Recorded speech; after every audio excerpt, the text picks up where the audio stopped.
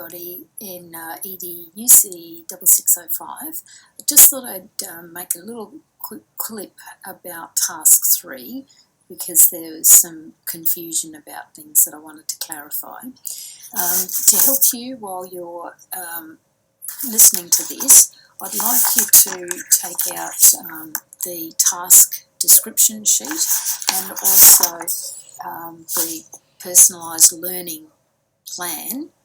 These are available on Blackboard and they're in the assignment discussion, the assessment area, and also in the learning resources you'll find the personalised learning plan.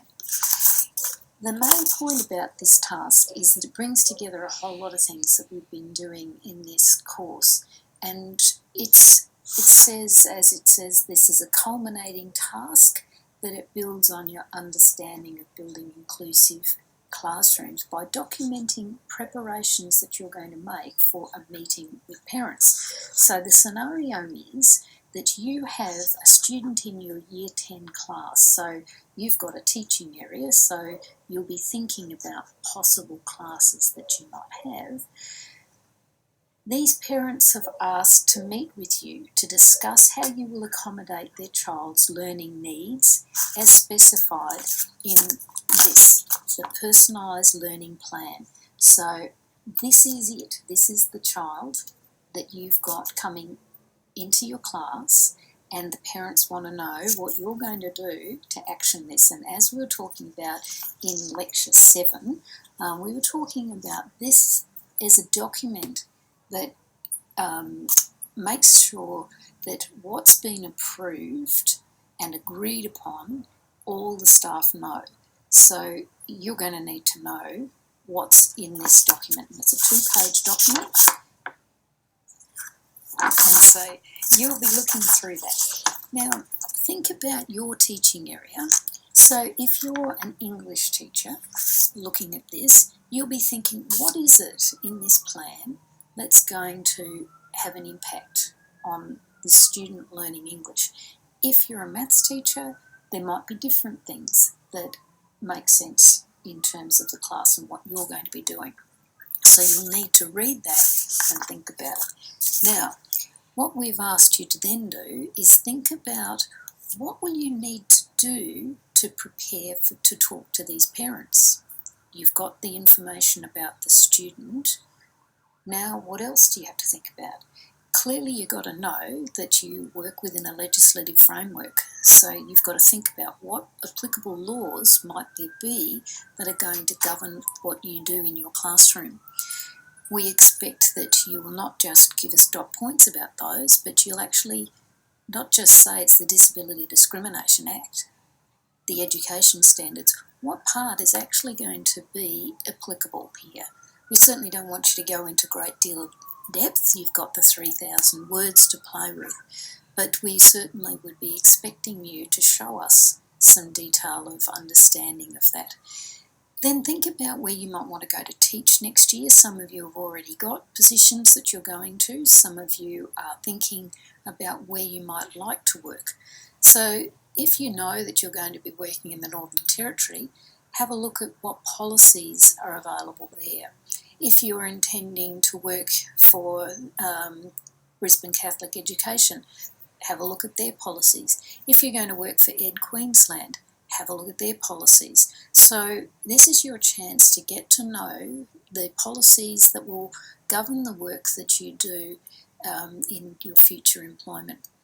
If you haven't got work yet, you don't know where you're going, pick Education Queensland. And what I'm sure you will see is how those policies ensure that there's compliance with the federal legislation. So that's the first part about the relevant legislation and policies.